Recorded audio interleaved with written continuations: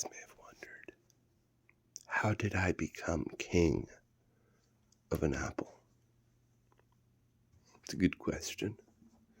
I suppose I could answer it. I bought it. It became mine. And then, my friends, I realized it's still a piece of land. It's just not connected to the land. Oh wait, it always is. In my hand. Because I'm land too. And then I realized what makes a king happens to be perhaps his energy going into the land. Because here is something that is not tangible about us. Something interior, maybe behind the eyes. In the spiritual realm, you might so to say. And when that happens to coalesce and result in, how shall we put this? A kingdom, essentially. You build it and they will come.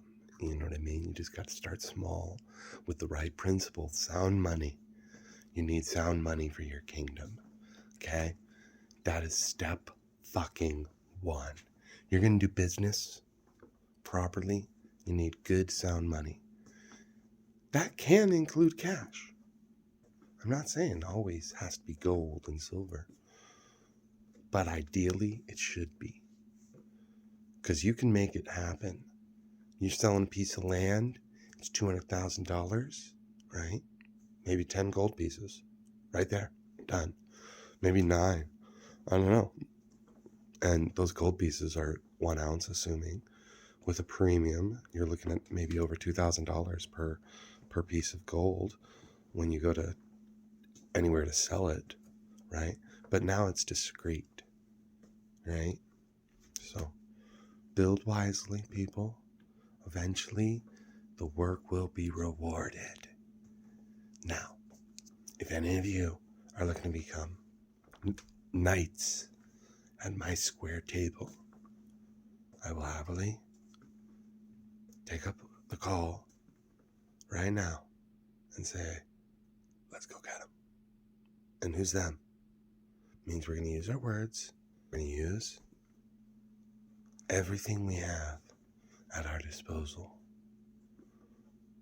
to conquer the enemies, foreign and domestic. The enemies against our kingdom, right? We have a kingdom here. I'm an apple king. I have king of the apple. And, that's about as much as I'm going to claim right now. But maybe later, I'll claim a little bit more. My kingdom will spread from that apple. I'll drop it on the ground. And we'll become a tree. And then it will become a forest of trees. All from my apple.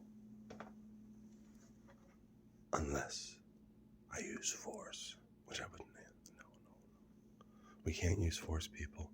Force is against the rules. Because you're supposed to turn the other cheek when somebody uses force.